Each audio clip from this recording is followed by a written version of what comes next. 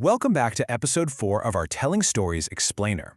If you spend any time scrolling TikTok, watching your favorite creators, or just messing around filming stuff on your phone, you already know how gripping a great story can be. But have you ever actually stopped to wonder how those stories get planted in your brain? Well, today we're diving into a huge secret. The real power of creating content doesn't actually come from having a massive, expensive camera. It's all about how your footage is edited, structured, and scripted. You're basically about to learn the hidden code behind every piece of media you consume. Let's kick things off with a classic cinematic trick. Picture this sequence of 3 shots. First up, a completely serious guy. Second shot, someone points a gun right at him. Third shot, he suddenly just bursts out laughing. When you see these clips in that exact order, what's your brain telling you? It's a story of total confidence, right? This guy is fearless. He is literally unbothered by a weapon in his face. But watch what happens when we shuffle those exact same 3 clips around. Same footage, brand new order. First, he's laughing. Second, oh wait, there's a gun pointed at him. Third, his face drops dead serious. We didn't film a single new thing, right? But the story is entirely flipped. We went from fearless swagger to sudden, absolute terror. This proves something huge for you as a creator. The story you watch isn't written on the set when you're filming. It's truly written in the edit. Mastery of time, bending the clock. See, as a creator, you're basically a time traveler. You literally have the superpower to bend and snap the clock to make your viewer feel exactly what you want them to feel. You can do real time, where what's on screen matches real life, second for second, kind of like a live Twitch stream. Or you can use reduction, which is everywhere right now. You know those 60-second recap reels that condense an entire year into a blur? That's reduction. On the flip side, you can stretch time, taking a super quick 2-second basketball shot and milking it in slow motion from 5 different angles. You can even bust out a flashback, starting your clip with the absolute craziest moment to hook the viewer, and then jumping back 3 months to explain how it all went down. It's actually pretty wild because every single generation has its own vibe for showing time passing. In old-school classic cinema, directors would show a calendar with the pages dramatically blowing away in the wind, or maybe a cigarette slowly burning down to the filter. That was their way of saying, hey, time passed. But today's modern visual language, we use completely different shortcuts. We'll drop in a gorgeous sunset time-lapse, a little text box popping up that says 3 weeks later, or just a rapid-fire string of daily selfies to show a whole year flying by in seconds. The narrative units, video grammar. So now that we're bending time, let's talk about the building blocks. These narrative units work exactly like the grammar you use to write an essay for English class. Think about it. In written grammar, you have sentences, paragraphs, and chapters, right? Well, in visual language, a single shot is your sentence. Boom. Every time there's a cut, a new sentence starts. A continuous scene, meaning everything happening in the same location and time, that is your paragraph, and a full sequence that links a bunch of scenes together to tell a bigger piece of the story. Like a bank robbery, leading into a car chase, ending with a getaway in the forest, that whole thing is your chapter.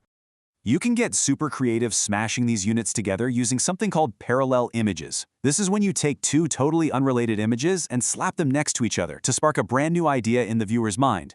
Think about showing something super rich right next to something poor, or war next to peace. This trick is actually exactly how the famous expectation versus reality meme works. It creates all its humor just by putting 2 contrasting images side by side. That's parallel images by the book. Now you can also go the complete opposite route of rapid cuts and use something called the long take. This is one single, unbroken shot with absolutely 0 cuts. It functions almost like a massive paragraph with no periods. And it's kind of funny, the all-in-one take style is hugely successful today specifically because everyone else in your feed is aggressively cutting every 2 seconds. When you finally see a long take, it honestly feels like a breath of fresh air. Editing, the creator of meaning. This brings us to editing, which is the ultimate creator of meaning. It's where you order all those little units to build a specific feeling. The first job of an edit is just to chop out anything that's boring or unnecessary. But after that, it's all about rhythm. If you use long, lingering shots, you create a calm, peaceful vibe. But if you start rapid-firing short shots, instant tension. If you alternate between the two, you build massive suspense. And the reality is, social media has pushed this rhythm to the absolute extreme. Creators will aggressively slice out every single dead breath to force this crazy fast pace for one reason only, to stop you from swiping away to the next post. The cuts you choose to use are literally your punctuation marks. A fade to black, that's a full stop. It tells the brain, okay, the end, or a lot of time just passed. A dissolve sort of melts time, blending one image into the next. Then you have wipes, those flashy app transitions where one image shoves the other off screen. Though, pro tip, the flashier those are, the more amateur they usually look. You've also got the whip pan, that ultra-fast spin that TikTok brought back to seamlessly hide cuts. And finally, the hard cut, just jumping instantly from one shot to the next. The hard cut is, without a doubt, the defining punctuation mark of our era. But seriously, be careful here. This superpower comes with a massive warning label. Editing can make images lie. Just one single cut, made with bad intentions, can completely rip away the context of what someone said, twisting their words into something entirely different. So whether you're the one creating or just scrolling through as a viewer, you always have to keep your guard up and realize how an edit might be manipulating the truth. The idea and the script. All right, but before you can even think about editing, your story needs a spark. It needs an idea. This could come from something crazy that happened to you at school, a random shower thought, or, let's be real, just jumping on whatever viral format is trending right now. And jumping on trends is totally fine, but you gotta ask yourself, what unique spin are you bringing to it? To make it yours, you have to grasp the difference between theme and plot. The theme is your core message, the big idea you can say in 2 sentences, like overcoming huge obstacles to find true love. The plot is the actual step-by-step action of how that theme plays out. Think about Cinderella and Snow White. They both share the exact same underlying theme, but their plots are totally different. One uses a lost glass slipper, the other uses a poisoned apple. And here's a massive secret. Even the most raw, unscripted-looking clips on your feed are usually following a super strict plot structure. The greatest magic trick of social media is making a heavily planned video feel like someone just hit record on a whim. They almost all start with an intense hook in the first 2 seconds, because that is exactly when you decide to stay or swipe. After the hook comes the setup, the development, and finally, the resolution. Oh, and definitely watch out for those creators who use that cheap little trap where they cut the video off right before the resolution just to bait people into leaving angry comments demanding a part 2. You lock down this whole battle plan in what's called a technical script. It sounds super fancy, but it's literally just your plot written out in audio-visual language. You're just mapping out what shots you need, what the lighting should look like, what text you want popping up on screen, and exactly where your cuts are going to go.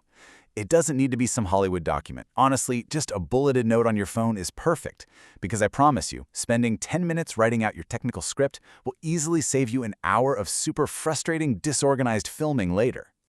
Valuation. Judging the final work. At the end of the day, no piece of content is ever considered great just because the creator had a cool idea floating around in their head. The audience only ever judges the fully finished, edited thing on their screen. There's this awesome quote that nails this perfectly. If something is said, it is because it is well said. You cannot separate what is said from how it is said. Basically, your message and your technical skills are permanently glued together. A brilliant idea filmed terribly, it won't connect. A terrible idea filmed beautifully, still terrible. You only win when you use all these tools, the time bending, the grammar, the pacing, and the script, to say your piece well. So there you go. You officially have the superpower. You know exactly how a story is built, manipulated, and beamed directly into your brain. But honestly, that leaves us with a pretty shocking question. Who is actually making the content you watch every single day? Like, how many people are hiding just off camera to produce that one solo creator's daily feed? Make sure to join us for episode 5 of this Explainer series, where we pull the curtain back even further. Trust me, you're not going to look at your screen the same way again. See you then.